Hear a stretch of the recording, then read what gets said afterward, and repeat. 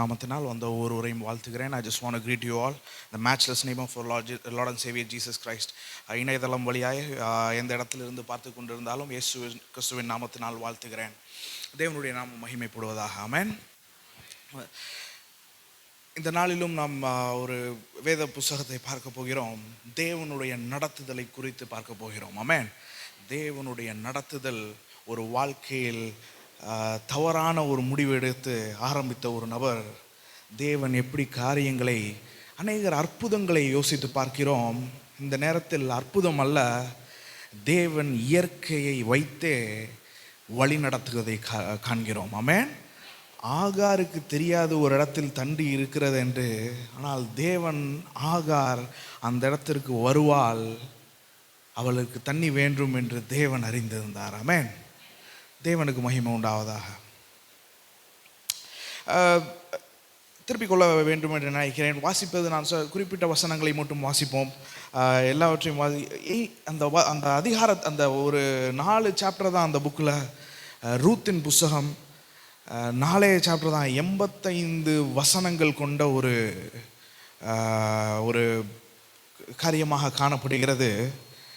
85 நீங்கள் உட்காந்தீங்கன்னா ஒரே நேரத்தில் வாசித்து முடித்து விடலாம். நான் இன்று எல்லாவற்றையும் வாசிக்கலாம் என்று நினைத்தேன். சரி, நேரம் கருதி நாம் குறிப்பிட்டதை வாசித்து நான் வசனத்துக்குள் நாம் கடந்து செல்ல விரும்புகிறேன். ரூத் என்கிற புஸ்தகம் ஒரு பெண்ணின் பெயரால் பெயரிடப்பட்ட ஒரு புஸ்தகம். அந்த நாட்களில் பெண்களுக்கு அவ்வளவு சிறப்பான காரியங்கள் கொடுக்கப்படவில்லை. இருந்தாலும் தேவன் அந்த இடத்துல ஒரு அற்புதம் செய்கிறார். ஒரு சிறிய ஒரு காரியத்தை முன்வைக்கிறார். ரூத்தின் புஸ்தகம் 2 புஸ்தகம் பெண்களின் பெயரால் இருக்கிறது. அதில் ஒரு புஸ்தகம் ரூத்தாக இருக்கிறது, மற்றொன்று எஸ்தர். ஆமென். இந்த நாட்களில் அநேகர் பேசுகிறார்கள், இது ஒரு காலகட்டத்தில் இது எழுதப்பட்ட ஒரு காரியமாக இருக்கிறது. அது பெண்களுக்கு எதிரான ஒரு நேரத்தில் இது ரூத்தின் பெயரால் அந்த புஸ்தகம் எழுதப்பட்டது. இந்த புஸ்தகத்தில் என்னவென்று பார்க்கிறோம் என்றால், it's a friendship and love. இது ஒரு நட்பின் ரீதியாக உள்ள ஒரு புஸ்தகம், நட்பை பற்றி உள்ள ஒரு காரியம். மற்றொன்று ஒரு love story. It's a love story. இது ஒரு நபருக்குள்ள ஒரு காதல் கதையாக இருக்கிறது. இது ஒரு குறிப்பிட்ட காலத்தில் நடக்க ஒரு காரியமாக காணப்படுகிறது. இயேசு கிறிஸ்துவின் முற்பிதாக்களின் ஒருவராய் இருக்கிற ஒரு பெயர் இடப்பட்ட ஒரு வசனம் ரூத் என்கிறது. இன்னும் ஒரு ஆச்சரியமான காரியம் என்னவென்றால், இது மோவாபிய பெண். ரூத் என்பவர் ஒரு இஸ்ரவேல் ஜனங்களை சேர்ந்தவர் அல்ல, ஒரு யூத ஜனங்களை சேர்ந்தவர் அல்ல, மோவாபிய பெண். அவருடைய பெயரினால் எழுதப்பட்ட ஒரு புஸ்தகமாக இருக்கிறது. It's a story of providence. தேவனுடைய வழி நடத்துதலை குறித்து எழுதப்படுகிறது. ஆமென். அந்த இடத்துல பார்த்தீங்கன்னா, it's a story of conversion. ஒரு மனம் மாற்றம் ஏற்படுகிற ஒரு காரியத்தை குறித்து பார்க்கிறோம். It's a story of redemption. இது ஒரு ரட்சிப்பின் கதையை முன்னோக்கி எழுதப்பட்ட ஒரு காரியமாக இருக்கிறது. ஆமென். ஒரு சில காரியங்களை பார்த்தீர்கள் என்றால், வரப்போகிற காரியத்தை இட்ஸ் அ சீடு, ஏற்கனவே நடக்க போகிறதை ஒரு அடையாளமாக காணப்படுகிற ஒரு புஸ்தகமாக எழுதப்படுகிறது. இந்த புஸ்தகத்தை 4 அதிகாரம் தான் உள்ளது. ஒவ்வொரு அதிகாரத்தையும் நாம் இது பண்ண ரூத் முதலாவது அதிகாரத்தை ரூத்தின் தீர்மானம். ரூத் ஒரு தீர்மானம் எடுக்கிறாங்க. 2வது அதிகாரம் அந்த தீர்மானத்தின் விளைவு 2வது அதிகாரத்தில் காணப்படுகிறது. 3வது அதிகாரத்தில் அந்த ரூத் ஒரு விண்ணப்பம் வைக்கிறாள். 4வது அதிகாரத்தில் அந்த ரூத் ஆசீர்வதிக்கப்படுகிறாள். ஆமென். ஒரு மோவாபிய பெண், ஒரு பெண்ணாக இருக்கிறவள், she is adding into the covenant. அவள் உடன்படிக்கை பண்ணப்பட்ட ஒரு ஜனங்களோடு சேர்த்து கொள்ளப்படுகிறாள். ஆமென். இது ஒரு அற்புதமான புஸ்தகமாக இருக்கிறது. இந்த புஸ்தகம் ஆரம்பிக்கும் போது ஒரு பஞ்சத்தில் ஆரம்பிக்குது. ஒரு நல்ல செய்தி அல்ல, ஒரு பஞ்சத்தில் ஆரம்பிக்குது. அது முடியும் போது ஒரு குடும்பமோடு முடிகிறது. ஒரு இறந்த செய்தியுடன் ஆரம்பிக்கிறது. It starts with a funeral. ஆனால் அது முடியும் போது ஒரு இட்ஸ் அ வெட்டிங். அது ஒரு திருமணமாக முடிகிறது. ஒரு கவலையான ஒரு ஆரம்பம், ஒரு இன்பமான ஒரு முடிவை நோக்கி பார்க்கிறோம். இந்த புஸ்தகம் என்ன என்றால், நியாயாதிபதிகள் அவர்கள் காலத்தில் நடக்கப்படுகிற ஒரு காரியத்தை இந்த இடத்துல எழுதுகிறாங்க. ரூத் இதை நடைபெறுகிற காரணம் எந்த எந்த டைமில் நடைபெற்றிருக்கும் என்றால், நியாயாதிபதிகள் 10ஆம் அதிகாரம். திருப்பிக் கொள்ள வேண்டாம், வீட்டில் போய் பார்த்துக்கோங்க. அந்த கால சூழலில் இது நடைபெறுகிற ஒரு காரியமாக இருக்கிறது. அதில் இன்னும் ஒன்று ஒரு இது பார்த்தீர்கள் என்றால், நியாயாதிபதிகள் எல்லாம் வந்துட்டு எல்லாம் நல்லா இருப்பாங்க, தேவனுக்கு அப்புறம் தூரம் போவாங்க, தேவன் கோபாக்கனை கொள்வார், அப்புறம் மன்னிப்பு கேட்பாங்க, திரும்பி ரெஸ்டோர் பண்ணுவார் ஆண்டவர், திரும்பியும் அவர்களை நல்ல இடத்துக்கு வைப்பார். இது வந்துட்டு ஒரு சைக்கிளிக்காக போகிற இடமா இருக்குது. இந்த நேரத்தில் அந்த முடிகிற பகுதியில் எழுதுறது, they did what they want. அவர்கள் என்ன நினைக்கிறார்களோ அவர்கள் கண்ணிற்கு சரியாகப்பட்டதை செய்தார்கள் என்று நியாயாதிபதிகள், த புக் ஆஃப் ஜட்ஜஸ், அது எப்படி முடிகிறது என்றால், அவர்கள் கண்ணுக்கு சரியே எதுன்னு பட்டதோ அதை செய்து கொண்டிருந்தார்கள். ஆமென். ரொம்ப இந்த காலத்திற்கு நீங்கள் பார்த்தீங்கன்னா தெரியும், உன் மனசுக்கு சரின்னு படுதா அதை செஞ்சிரு என்றார்கள். ஆமென். அது சபைக்கு அது போதனை அல்ல, வேதத்திற்கு சரியான காரியத்தை செய்வதுதான் சரி. ஆமென். இருதயம் மகா கருத்துள்ளதும் கேடுள்ளதும் என்று எழுதப்பட்டிருக்குது. ஆமென். இது நாம் விழப்பட்ட உலகத்தில் வாழ்கிறோம். நம் இருதயத்துக்கு சரியின் பட்டதை செய்யக்கூடாது. தேவனுக்கு முன்பாக எது சரி என்றுகிறதோ அதை செய்ய வேண்டும். ஆமென். அந்த காலகட்டம் என்னவென்றால், உங்களுக்கு சரி என்று படுகிறதா அதை செய்யுங்கள் என்று சொல்லப்படுகிற ஒரு காலகட்டம். ஜட்ஜஸ் எல்லாம் போயிட்டாங்க. அந்த மாதிரி ஒரு சூழல், பஞ்சம் ஏற்பட்டது. தேவன் இருக்கிற இது பஞ்சத்துக்கு அநேக காரணங்கள் இருக்கலாம். ஆனால் இது எல்லாம் அந்த மெக்கானிசத்தை ஒரு சயின்டிஸ்ட் சொல்லிடலாம், ஒரு ஆந்த்ரோபாலஜிஸ்ட் சொல்லிடலாம். இங்கே வந்துட்டு யுத்தம் வந்தது, ஹிஸ்டாரியன் எழுதிடலாம், இந்த யுத்தத்தினால சிறைப்படுத்தப்பட்டார்கள், அநேக வேலை போனது, அநேக நிலங்கள் பறி போனது, இதனால் பஞ்சம் வந்தது. இதை எல்லாவற்றுக்கும் மேலாக இதை அனுமதிக்கிற ஒரு தேவன் இருக்கிறார். ஆமென். இதை எல்லாவற்றுக்கும் மேலாய் அரசாளுகிறவர் ஒரு இருக்கிறார். God rules. அதை கூட இன்னும் ஆங்கிலத்தில் ஒன்று சொல்வார்கள், God over rules. ஆமென். ஒரு காரியம் நடந்து விட்டால் அதை மாற்றி அமைக்கிறதும் அவராக தான் இருக்கிறார். ஆமென். இந்த கதையில் தேவனுடைய நடத்துதலின் அற்புதத்தை நாம் காண்கிறவர்களாக இருக்கிறோம். They did what they want. Rebellion. இது நான் சொன்னேன், 4 இது சொன்னேன். ஒன்று வந்துட்டு ரிபல்லியன்னா தேவனுக்கு எதிராக எழும்புவார்கள். இரண்டாவது ரெட்ரிபியூஷன், தேவனுடைய கோபாக்கனை அவர்கள் மேல் வரும். மூன்றாவது ரிப்பெண்டன்ஸ், அவர்கள் மனம் திரும்புவார்கள்.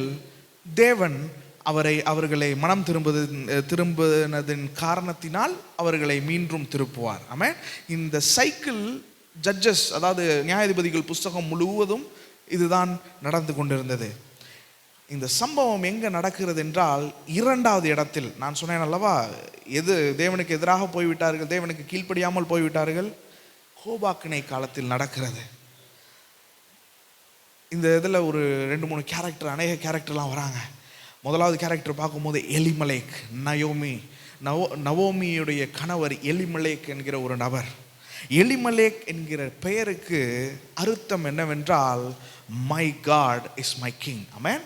அந்த பெயருக்கு அநேகர் அர்த்தத்தோடு பேர் வைப்பார்கள். எலிமலேக்கு அவர்கள் தாய் தந்தை மிக அருமையாக பேர் வைத்தார்கள். அநேக நேரத்தில் பேர் ஒன்றாக இருக்கும், வாழ்க்கை அதற்கு எதிர்மாறாக இருக்கும் இல்லையா. மை காட் இஸ் கிங் என்று சொல்லப்பட்ட இடத்தில் முழுவதும் மாற்றி நடந்தது இந்த கதையில். நவோமி என்றால் பிளசன்ட்னஸ், ஒரு இன்பமானது என்ற அர்த்தம். அவர்களுக்கு 2 குழந்தைகள் இருந்தார்கள், மேலியான் கீலியான் என்று.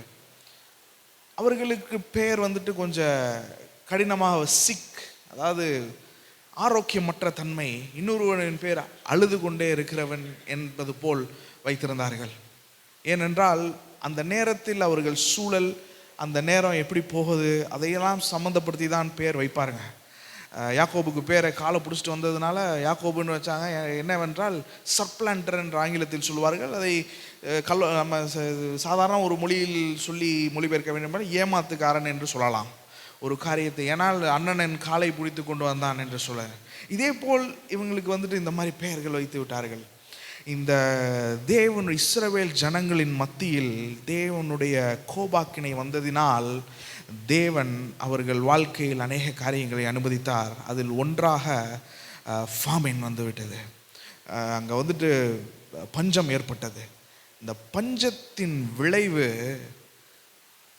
என்ன செய்திருக்க வேண்டும் என்றால், உடன்படிக்கையின் நிலத்தை விட்டு எலிமலேக் முடிவு செஞ்சான் அந்த இடத்த விட்டு போயிடுவான்.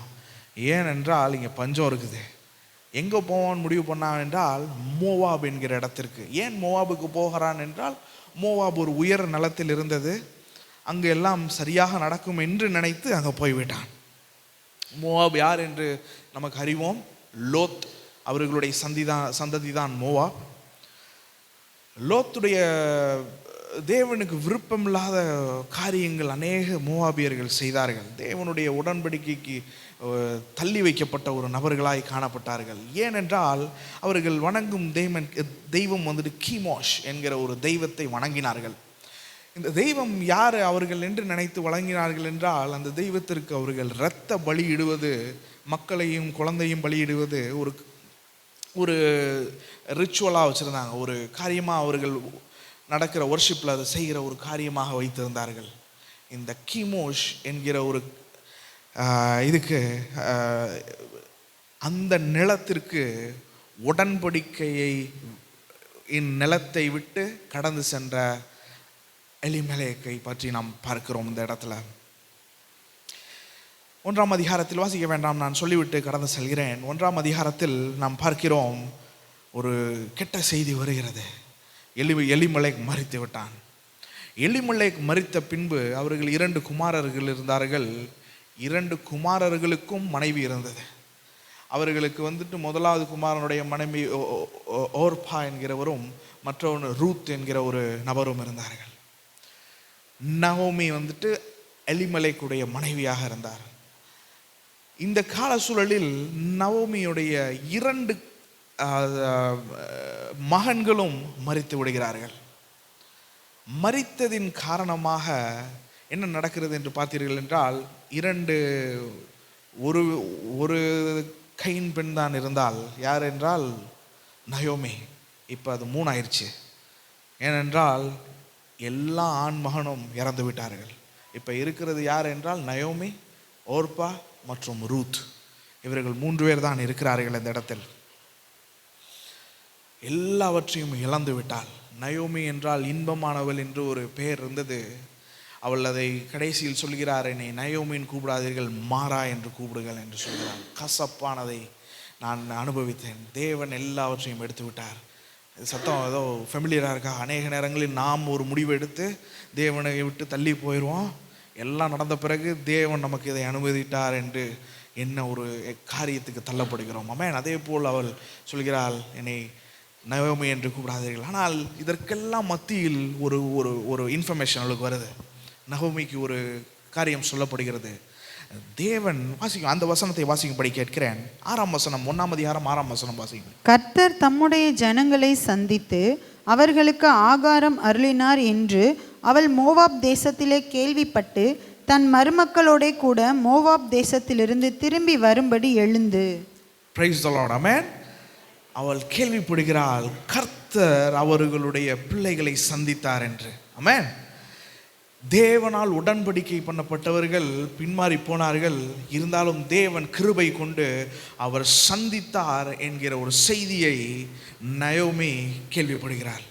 நயோமி கேள்விப்பட்ட உடனே அவளால் நினைக்க முடியல, நம்ம அங்கே பஞ்சம் இருக்குது என்று நான் அந்த இடத்த விட்டு கிளம்பி வந்துட்டோம், உடன்படிக்கையின் நிலத்தை விட்டு. ஆனால் தேவன் அவர் உடன்படிக்கைக்கு உண்மை உள்ளவராய் இருந்து இஸ்ரவேல் ஜனங்களை சந்திக்கிறார் என்கிற செய்தி நவோமியை எட்டியது. ஆமென். அந்த நேரத்தில் ஒரு முடிவு செய்கிறாள் நவோமி.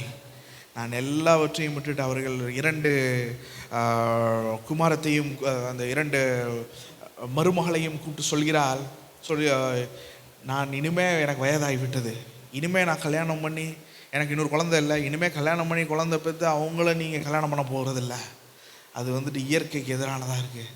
ஆகையால் நீங்கள் மோவாபிய ஸ்திரீகளாக இருக்கிறீங்க 2 பேரும், நீங்கள் போய் விடுங்க, உங்கள் இதில் உங்களுக்கு உங்கள் அப்பா வீட்டில் போய் நல்லா என்ன பண்ண முடியுமோ பண்ணிக்கோங்கன்னு சொல்லிவிட்டார். இதை கேட்டு முதலாவது 2 பேரும் நாங்கள் போகவில்லை என்று சொன்னார்கள். பின்பாக ஓர்பா என்கிற ஒரு நபர் மருமகள் தன்னுடைய முடிவை மாற்றி கொண்டு அழுது கட்டி பிடிச்சி எல்லாம் இது பண்ணிட்டு கிளம்பி விட்டாள். ரூத் அங்கு என்றால் வாசிக்கும்படி கேட்கிறேன். 16-17 வசனம் வாசம். 1ஆம் அதிகாரம் 16-17. அதற்கு ரூத், நான் உம்மை பின்பற்றாமல் உம்மை விட்டு திரும்பி போவதை குறித்து என்னோட பேச வேண்டாம். நீர் போகும் இடத்திற்கு நானும் வருவேன், நீர் தங்கும் இடத்திலே நானும் தங்குவேன். உம்முடைய ஜனம் என்னுடைய ஜனம், உம்முடைய தேவன் என்னுடைய தேவன். நீர் மரணமடையும் இடத்திலே நானும் மரணமடைந்து அங்கே அடக்கம் பண்ணப்படுவேன். மரணமே அல்லாமல் வேறு ஒன்றும் உம்மை விட்டு என்னை பிரித்தால் கர்த்தர் அதற்கு சரியாகவும் அதற்கு அதிகமாகவும் எனக்கு செய்ய கடவர் என்றாள். Praise the Lord. Amen. உடன்படிக்கையின் தேவனை பற்றி கேள்விப்பட்ட இந்த பெண், அவள் வந்துட்டு தன் கேமாஷ் என்கிற தெய்வத்திற்கு திரும்பி போக விருப்பமில்லை அவளுக்கு. ஆமென். உம்முடைய தெய்வம் தான் என்னுடைய தெய்வம் என்று ஒரு முடிவை எடுக்கிறாள். இதுதான் இந்த முதல் அதிகாரத்தை ஒரு அவுட்லைன் பண்ணும்போது சொல்ல வேண்டும் என்றால் ரூத்தின் தீர்மானம். ஆமென். உன்னுடைய தேவன் தான் என்னுடைய தேவன், உடன்படிக்கையின் தேவன், உலகத்தை சர்வத்தையும் சிருஷ்டித்து அரசாள்கிறவர் தான் நமது தேவன். ஆமென்.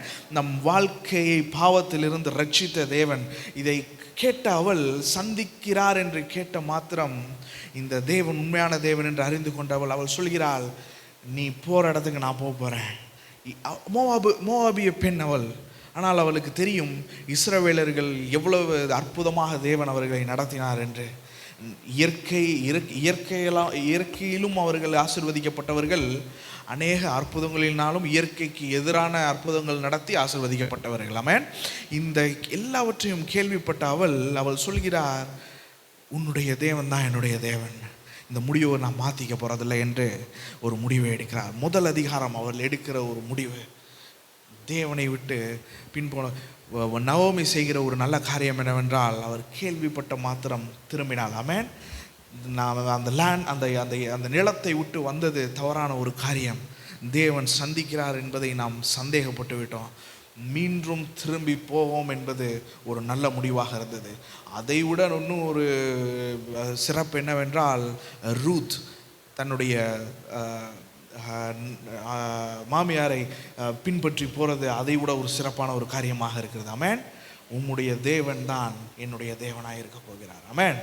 இது எல்லாம் வந்துட்டு இந்த ஒரு புஸ்தகத்தை சொல்ல வேண்டுமென்றால் ரூத் போவாசுடைய கதை வந்துட்டு ஒரு சபையையும் கிறிஸ்து இயேசு கடைசி நாட்களில் மனவாட்டியான சபையை சேர்த்து கொள்வதை இது பண்ணி ஒரு அலகாரிக்கலாக அதை சொல்லுவார்கள்.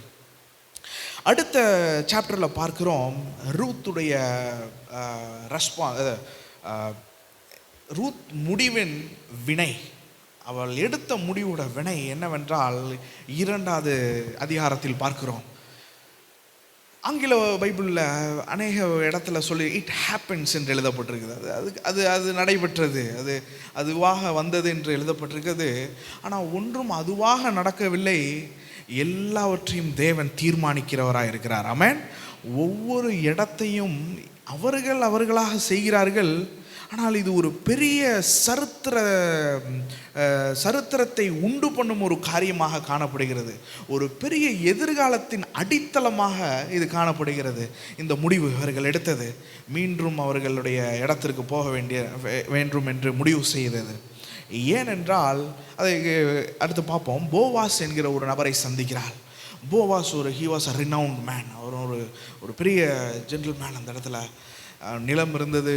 அவனால் பெரிய இதெல்லாம் ஹார்வெஸ்ட், அது வந்துட்டு ஹார்வெஸ்ட் டைம், ஏப்ரல் அந்த சீசனை ஒட்டி வருகிற ஒரு காலம். அந்த நேரங்களில் என்ன செய்வார்கள் என்றால் பயிரிட்டதை அறுவடை என்று சொல்வார்கள். அறுவடை பண்ணுகிற நேரம் அறுவடைக்கும் சில சட்ட திட்டங்கள் தேவன் கொடுத்திருந்தார். அதுவும் தேவன் எளிய மக்களை மனதில் கொண்டு செய்த ஒரு காரியம்.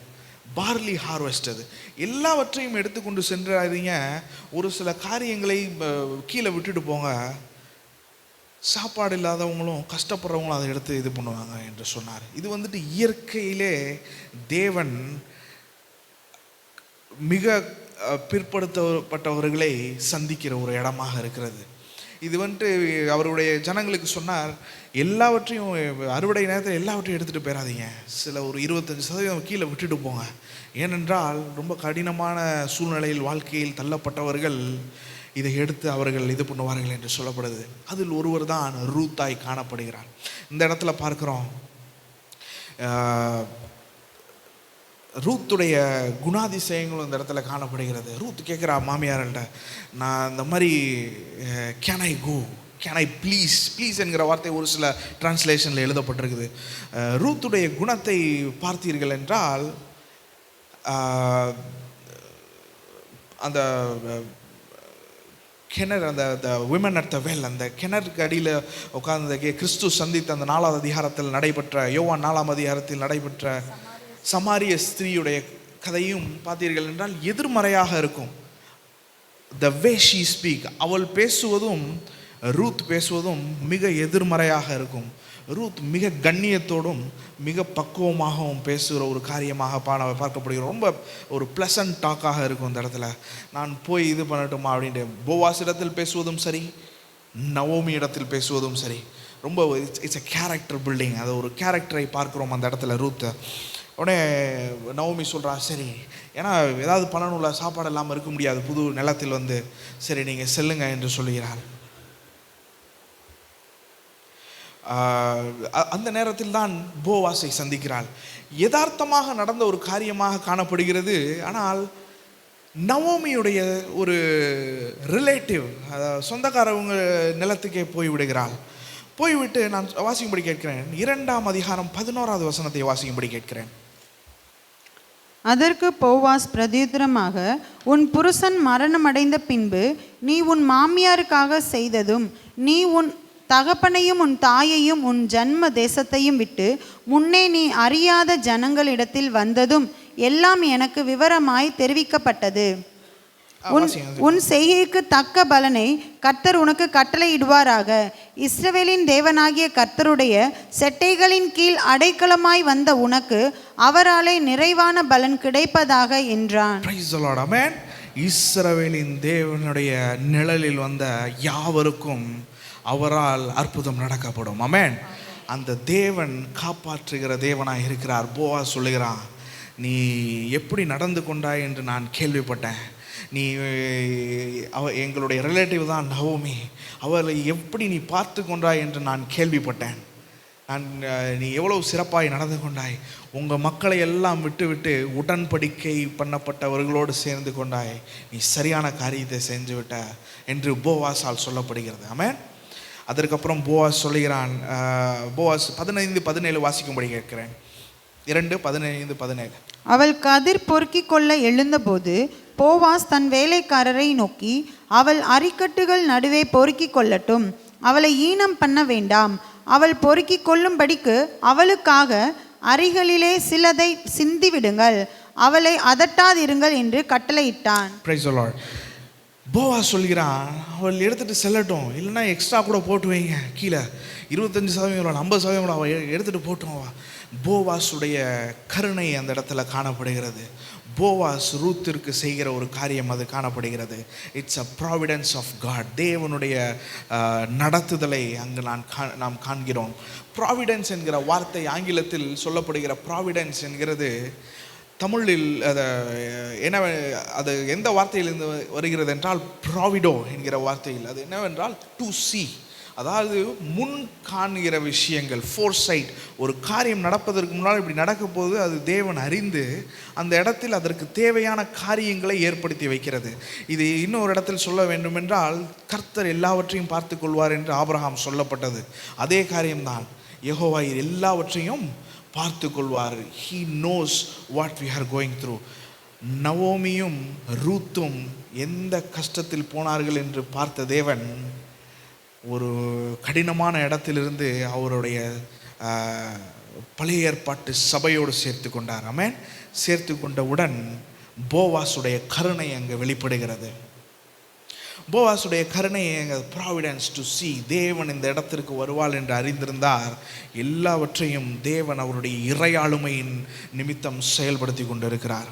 அடுத்த அதிகாரத்தில் நாம் வாசிக்கிறோம் ரூத்தின் விண்ணப்பத்தை குறித்து. முதலாவது வந்துட்டு ரூத்தின் என்ன சொன்ன தீர்மானம், ரூத்தின் தீர்மானம், இரண்டாவது அதிகாரம் தீர்மானத்தின் விளைவு, மூன்றாம் அதிகாரம் ரூத்தின் விண்ணப்பம். ஆமென். ரூத் ஒரு விண்ணப்பத்தை வைக்கிறாள். இந்த அதிகாரம் இரண்டாம் அதிகாரம் ஒரு லவ் ஸ்டோரி மாதிரி போகும். நீங்கள் வீட்டில் போய் வாசிக்கும்படி கேட்கிறேன். நேரம் மிக கம்மியாக இருப்பதனால் நான் கடந்து செல்கிறேன். அந்த அதிகாரம் 4 அதிகாரம் தான். ஒரு 20 நிமிடம் உட்கார்ந்தீர்கள் என்றால் அதை சரியாக வாசித்து விடலாம். அதை ஒரு விசை நீங்கள் வீட்டில் போய் வாசிக்கும்படி கேட்கிறேன். விண்ணப்பம் வைக்கிறாள். 3:1-4 வரைக்கும் வாசிக்கும்படி கேட்கிறேன். பின்பு அவள் மாமியாகிய நகோமி அவளை நோக்கி, என் மகளே, நீ சுகமாய் வாழ்ந்திருக்கும்படி நான் உனக்கு சவுக்கியத்தை தேடாதிருப்பேனோ? நீ போவாசின் வேலைக்காரிகளோடே கூடியிருந்தாயே, அவன் நம்முடைய உறவின் முறையான் அல்லவா? இதோ அவன் இன்று ராத்திரி களத்திலே வார்கோதுமை தூற்றுவான். நீ குளித்து எண்ணெய் பூசி உன் வஸ்திரங்களை உடுத்தி கொண்டு அந்த களத்திற்கு போ. அந்த மனுஷன் புசித்து குடித்து தீரு மட்டும் அவன் கண்ணுக்கு எதிர்படாமல் இரு. அவன் படுத்து கொண்ட போது அவன் படுத்திருக்கும் இடத்தை நீ பார்த்திருந்து போய் அவன் கால்களின் மேல் மூடியிருக்கிற போர்வையை ஒதுக்கி நீ படுத்துக்கொள். அப்பொழுது நீ செய்ய வேண்டியது இன்னது என்று அவன் உனக்கு சொல்லுவான் என்றாள். Praise the Lord. இது ஒரு காரியத்தை நவோமி சொல்கிறாள். இப்போ ஒரு முடிவுக்கு வர்றாங்க. நான் வந்துட்டு நீ என்னுடைய பையனை மணந்தவள், நான் உன்னை நீ என்னோட நம்பி வந்துட்டேன், நான் உன்னை அப்படி விட்டுற முடியாது, உனக்கு நான் அநேக காரியங்களை செய்ய நான் நினைக்கிறேன். இதுக்கு முந்தின அதிகாரத்தில் சொல்லிட்டா, போவாஸ் இவ்வளவு கருணையாக இருக்கான்னு சொன்ன உடனே அவர் சொல்கிறா, போவாஸா நம்ம he is a kinsman redeemer, நம்மை மீட்டுக்கொள்கிறதற்கு அவனுக்கு உரிமையாளர் அவன்தான், அவனுக்கு வந்துட்டு ஒரு பெரிய ஆள் என்று சொன்ன உடனே எல்லாவற்றையும் சொல்லுகிறாள். கடைசியில் அவள் சொல்கிறா, உனக்கு நான் இதோட நான் நிறுத்த மாட்டேன், உனக்கு வந்துட்டு இது பண்ண வேண்டும், நீ போவாஸை சந்திக்க சொல்ல. She is asking her to be prepared. ஒரு ஆயத்த நிலைக்கு வர சொல்கிறார். ஏதோ தலைவரி கோலத்தில் இஷ்டத்துக்கு போக சொல்லலை, நல்லா ரெடியாகி நீட்டாக போக சொல்கிறான். ஆமென். Be prepared. அந்த இடத்துல ரொம்ப இதாக எழுதப்பட்டிருக்குது. அதே போல் ரூத்தும் செய்கிறாள்.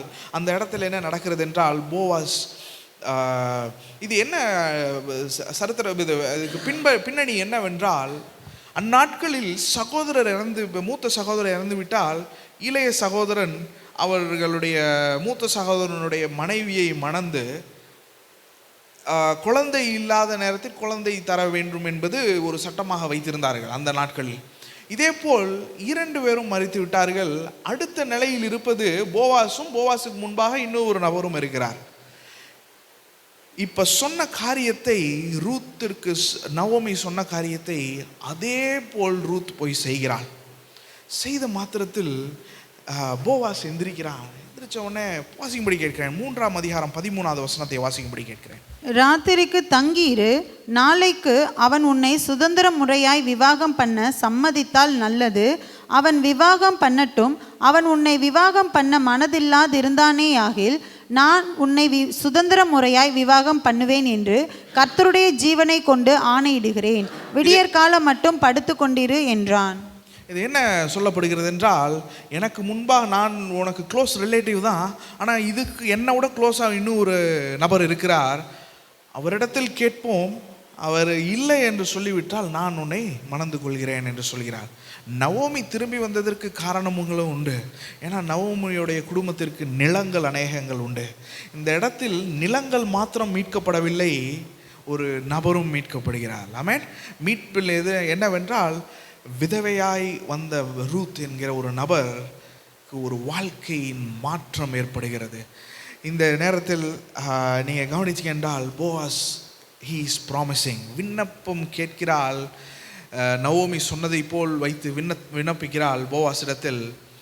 போவாஸ் அதற்கு பதில் சொல்கிறான், இந்த காரியத்தை நீ இரு, நாளைக்கு நம்ம கோர்ட்டில் வச்சு பேசுவோம், அவன் எனக்கு முன்பாக இன்னும் ஒரு நபர் இருக்கிறார், அவர் வேண்டாம் என்று சொல்லிவிட்டால் நான் உன்னை மணந்து கொள்ளுகிறேன் என்று சொல்கிறாள். அதே போல் அதை கேட்ட மாத்திரத்தில் ரூத் அன்னைக்கு இரவு அங்கே தங்கிவிட்டு அதிகாலையில் கிளம்பி வீட்டுக்கு போய் சொல்கிறாள். சொன்ன காரியத்தை அதற்கப்புறம் நவோமி போவாஸை குறித்து ஒரு காரியம் சொல்கிறாள். 3:18 வாசிக்கும்படி கேட்கிறேன். அப்பொழுது அவள், என் மகளே, இந்த காரியம் என்னமாய் முடியும் என்று நீ அறிய மட்டும் பொறுத்திரு. அந்த மனுஷன் இன்றைக்கு இந்த காரியத்தை முடிக்கும் முன் இளைப்பாற மாட்டான் என்றாள். He will not rest before he make things happen என்று எழுதப்பட்டிருக்கிறது. அவர் இதை நடத்தி முடிக்கும் வரைக்கும் அவன் அதை he does not rest. அவன் ஒரு காரியத்தை கையில் எடுத்து விட்டான், அதை செயல்படுத்தி விடுவான். ஏன்னா போவாஸ் சாதாரண ஒரு நபர் அல்ல, ஒரு மிக வலிமை வாய்ந்த ஒரு நபராக காணப்படுகிறார் இந்த இடத்துல. அதற்கு அடுத்த அதிகாரம் இது வந்துட்டு முதலாவது ரூத்தின் தீர்மானம், இரண்டாவது தீர்மானத்தின் விளைவு, மூன்றாவது ரூத்தின் விண்ணப்பம், நாலாவது அதிகாரம் ரூத்தின் ஆசீர்வாதமாய் காணப்படுகிறது. ஆமென்.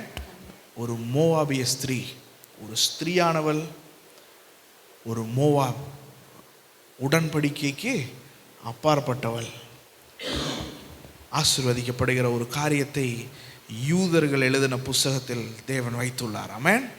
தேவனால் எழுதப்பட்ட ஒரு காரியம் இதில் பார்க்குறோம். நம்ம அடுத்த அதிகாரத்தில் ஆரம்பத்தில் அதே கோர்ட்டில் வச்சு பேசுகிறாங்க. அந்த நபரை கூப்பிடுகிறார், மிகுந்த ஞானமாய் ஒரு காரியத்தை கேட்கிறாள்.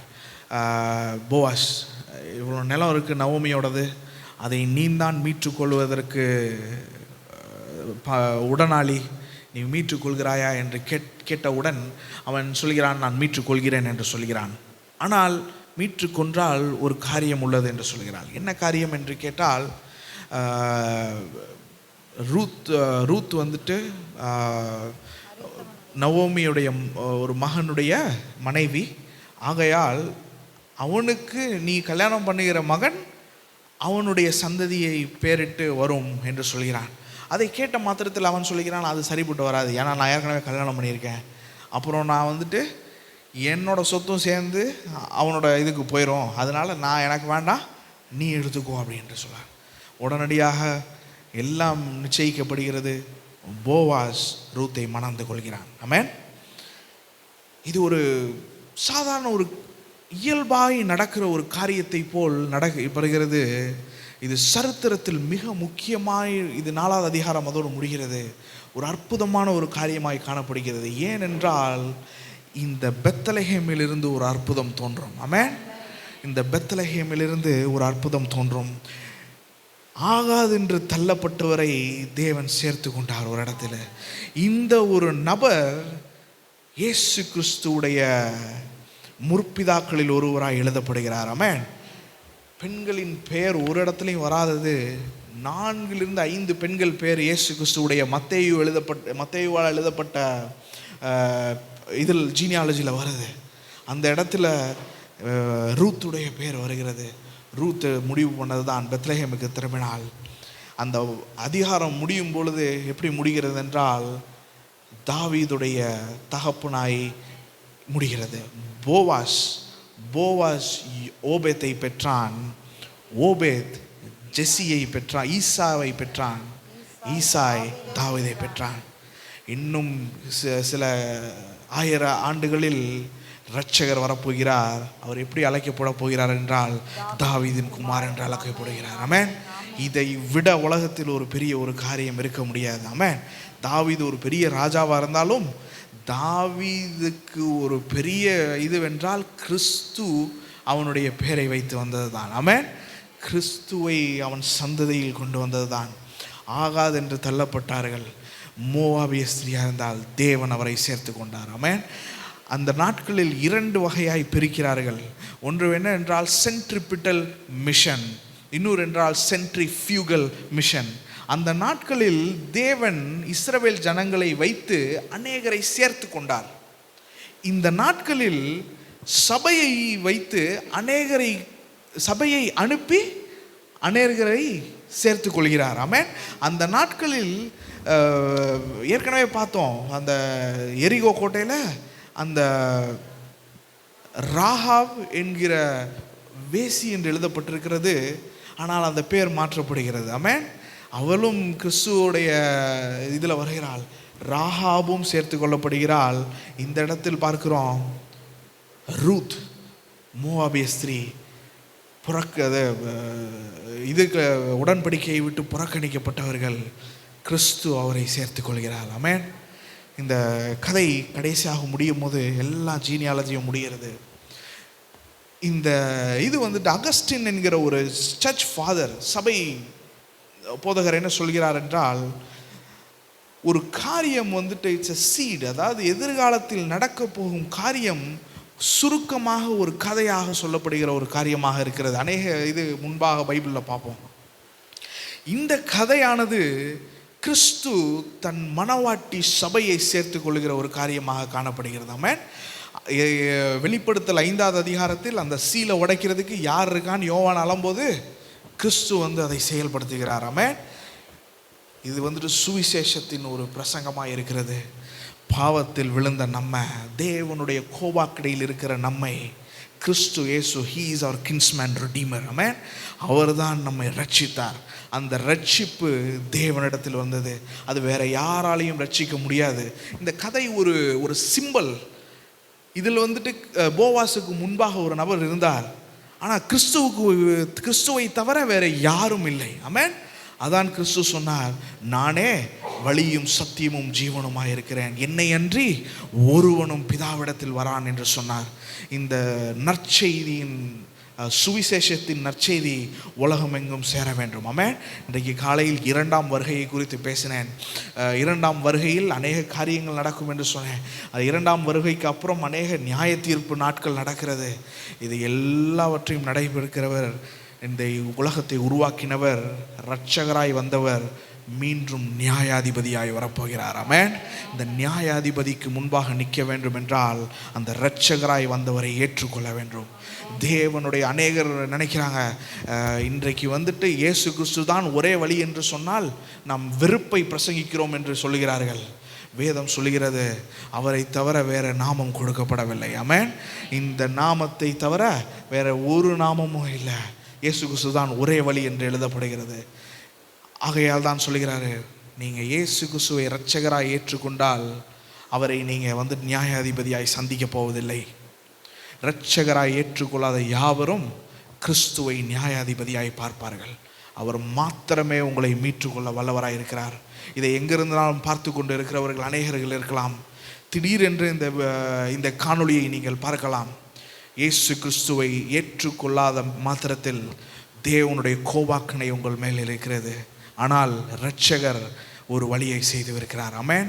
கல்வாரி சிலுவையில் உங்களுக்காக மரித்தார், மீண்டும் 3ஆம் நாள் உயிர்த்தார். இந்த இரட்சகரை ஏற்றுக்கொள்கிற மாத்திரத்தில் he gives eternal life. ஆமென். நித்திய வாழ்வுக்குள் சுதந்தரிக்கப்படுவோம். ரூத்தின் புஸ்தகம் ஒரு சாதாரண ஒரு காரியத்தை இயல்பாய் நடக்கிறது போல் காணப்படுகிறது. ஒரு பெரிய சரித்திர காரியத்தை உள்ளடக்கினதாய் காணப்படுகிறது. இதில் வந்துட்டு அநேக செய்திகளில் சபைக்கு தேவன் சொல்கிற செய்தி என்னவென்றால், தேவன் உங்களை காண்கிறவராயிருக்கிறார். ஆமென். உங்களுடைய சூழ்நிலையில் நீங்கள் எந்த இடத்தில் இன்று இருக்கிறீர்களோ இதை தேவன் அறிவார். தேவனுக்கு வந்துட்டு ஐயோ திடீர்னு இப்படி நடந்துருச்சா, என்னது பஞ்சம் வந்துருச்சா, அப்படி இல்லை. இது நடக்கும் என்று தேவன் அறிந்திருக்கிறார். ஆமென். இது சபைக்கு பேசுகிறது. கிறிஸ்துவை அறியாதவர்களுக்கு பேசுகிற காரியம் என்னவென்றால், தேவனை ஏற்றுக்கொள்ள வேண்டும். ஆமென். கிறிஸ்து இயேசுவை ஏற்றுக்கொள்ள வேண்டும். கண்களை மூடி நாம் ஜெபம் செய்வோமாக. Price the Lord. ஹல்லேலூயா. இந்த ரூத்தின் புத்தகம் ஆரம்பம் இழப்புகளோடு ஆரம்பிக்கிறது. துக்கம், மரணம் என்றுதான் ஒன்றில் ஆரம்பிக்கிறது. முடிவு சந்தோஷம், மகிழ்ச்சி, புது குடும்ப வாழ்வு. இவைகளினுடைய தொடக்கத்தை விட இந்த முடிவு அற்புதமானதாய் காட்சி அளிக்கிறது. மணவாளன் ஒருவர் இருக்கிறார். நம்முடைய வாழ்க்கையில் எல்லாவற்றையும் இழந்தோம். நம்முடைய வாழ்க்கையில் ஒன்றுமில்லை நிலையிலே தேவனை தேடி வந்தோம். இதில் ஒன்றை வாசிக்க புரிந்து கொள்ள வேண்டியது, சகல ஆசீர்வாதங்களையும் பெற்றுக்கொண்ட எலிமெலேக்கின் குடும்பம் பஞ்சம் என்று சொன்னபடினாலே சகல ஆசீர்வாதங்கள், பொன், பொருள், இடம், சம்பத்து எல்லாமே இருந்தது. மோவாபு சென்று ஒன்றும் இல்லாமல் போய்விட்டார்கள். ஒன்றுமில்லாத நிலையிலே ஒன்றுமே இல்லை. அடுத்த நேரம் வாழ்வுக்கு உணவு கூட வழியற்றிருந்த ஒரு மகள் மெய்யான தேவன் இருக்கும் இடத்தை நோக்கி வந்தபோது புதிய புதிய ஆசீர்வாதங்களின் மேன்மை பெற்றுக்கொண்டார். ஒன்று நமக்கு சுட்டி காட்டுவது என்னவென்றால், நம்முடைய வாழ்க்கையில் இருக்கிற ஐஸ்வர்யம், சம்பத்து, ஆசீர்வாதங்கள், மேன்மை, பதவி, உயர்வு எல்லாவற்றையும் வைத்து கொண்டு நாம் தேவனை விட்டு தூரம் போனால் இவைகளெல்லாம் ஒரு நாள் நம்மை விட்டு போய்விடும். ஆனால் ஒன்றும் இல்லாதவராக இருந்தாலும் தேவனிடத்தில் வரும்போது சகலவற்றையும் உடைய சீபானாய் ஆசீர்வாதமான ஒருவராய் கர்த்தர் மாற்றி அமைத்து கிறிஸ்துவின் சந்ததிக்கு ஒருவராய் மாற்றினது போல கிறிஸ்துவின் வாழ்வாதாரத்தை, கிறிஸ்துவை உலகத்தில் அறிவிப்பதற்குரிய நல்ல ஒரு பாத்திரமாய் கர்த்தர் நம்மை பயன்படுத்த முடியும். ஆண்ட சமூகத்தை தாழ்த்தி கொடுப்போமாக. ஹல்லேலூயா. ரூத்தினுடைய சரித்திரம் அநேகருடைய வாழ்வில் கட்டு வைக்கக்கூடியதாக இருக்கும். என்னுடைய வாழ்க்கையில் எடுத்துக்கொள்கிற தீர்மானம், அந்த தீர்மானத்தின் விளைவு, அந்த விளைவின் ஆசீர்வாதங்கள் நம்முடைய வாழ்க்கையில் இருப்பேன். நாம் எடுத்துக்கொள்கிற தீர்மானம் தான் தேவனுக்காக எடுத்துக்கொள்கிற தீர்மானம்.